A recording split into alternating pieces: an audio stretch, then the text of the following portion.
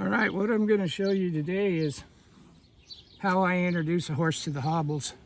This is that pulling back little horse. You can see it's all skinned up from the wreck it got in before it came here. Horses that pull back, one of the things I do is I hobble them. I usually hobble everything that comes here, but is in particular interest is I might be able to get them to where they can manage this horse by hobbling him instead of tying him up. If they're afraid that that trigger is going to get tripped, then if we teach him to hobble, then they can just throw the rope over the fence or over a pole and hobble him, and you don't have to worry about him pulling back and breaking something or hurting himself. So let's see how it goes. First of all,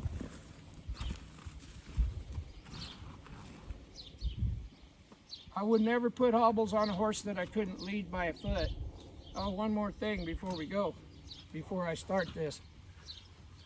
If you're going to use a rope on your horse, I was taught to never wear gloves. And the reason that they taught me that when I was a kid was if you're wearing gloves, you pull too hard because it don't hurt. So that's just something to keep in mind. We don't want to hurt these horses. We don't want to pull them. The thing about this old cheap piece of rope right here is if I'm barehanded, I can't pull too hard because it'll just burn the skin off of my bones. And I'd rather get burned than the horse. Sometimes things happen, but here we go. This is my emergency brake, so I can stop it if it gets out of control.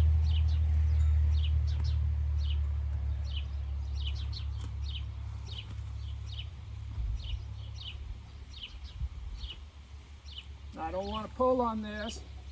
I want to pull this horse this way.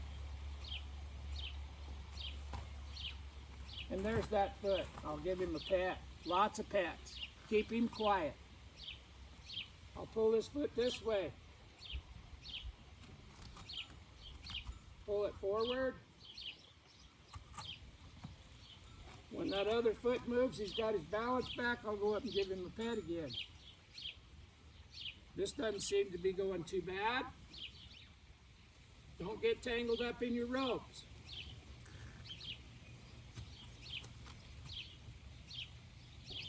I'll just kind of irritate him. I need that right front foot to step forward.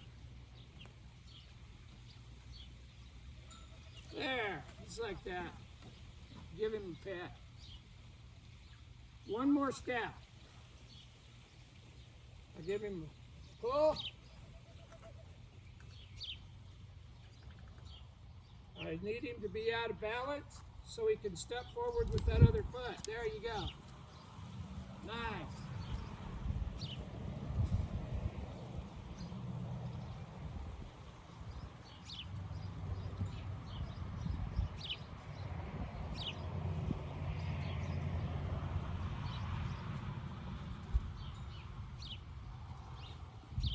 Now we'll turn him around so you can see.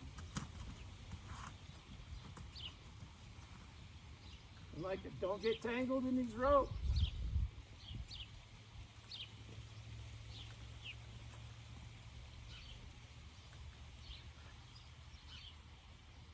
I got a ring in the end of that tied with a bowline knot so it slips really, really easy. And I'll just put a little trap back here and back him up. And then pull that rope. You want that rope low. You don't want that rope up real high on his leg.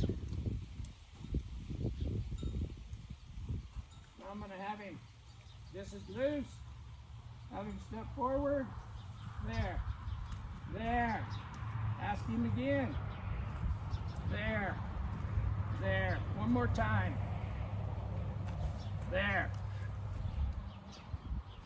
This is the first time I've ever led him by his feet. Some of them go this easy, but since he has a problem pulling back, This is something that has to be done. Make me feel better and possibly keep him from getting hurt. And that's really important to me.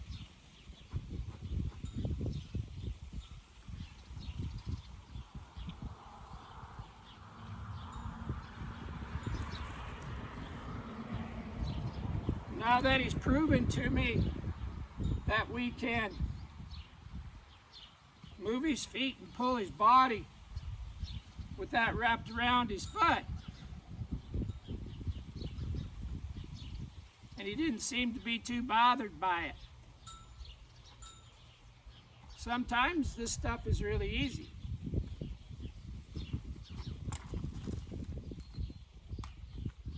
Now what I got here for hobbles,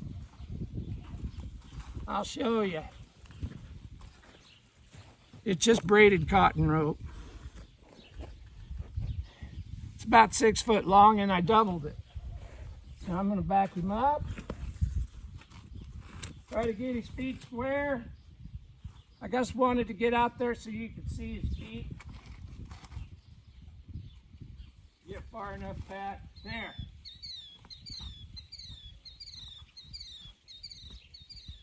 Try to center it. Do a wrap around it.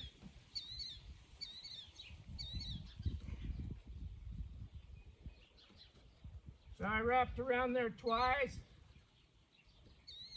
I'll just put an X in here, maybe 2 of them. Then I'll just tie this off with a square knot.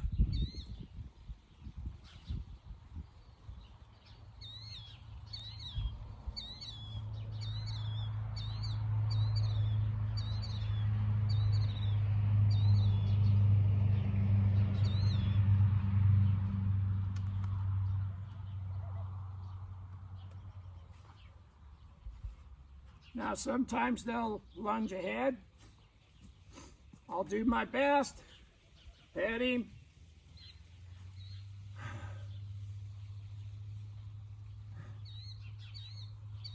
Let him relax. Now I'm going to back him up a step.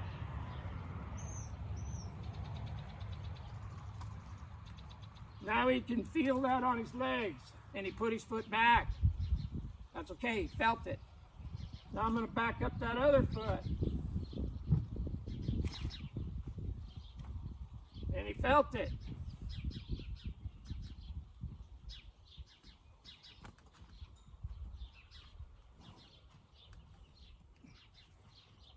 Now I'm going to pet him all over.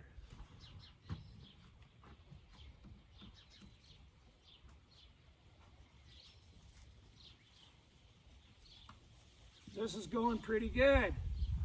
When it's going this good, don't complain. Smile. This is a really nice horse.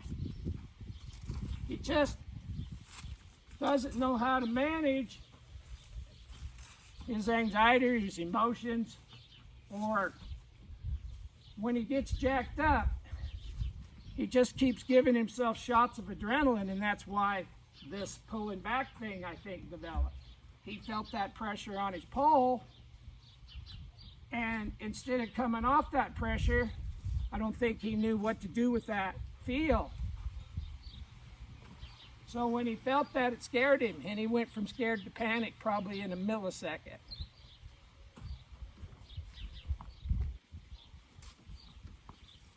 Now I'm still got this rope here. My goal is to not scare him and not hurt him. My goal is for him to relax and just stay where I put him. I'll walk up here and give him a pet, let him know it's all good. My fingers in his mouth. There. I might back him up another step. There. I want him to feel those hobbles around his legs, but if I pull him forward, you can make him lunge. You can scare the hell out of him. So I just back him up a step, let him feel the hobbles, then I leave him alone. I'll walk up here and pet him for being good. It's real important that you get them to where you can put a foot rope on them and lead them around before you do this, though. And that's just my opinion. There's 10,000 ways to do this. This is the way I was taught. I hope that helps you. I think it's going to help little Brownie. No more pulling back scars on his head. Bye.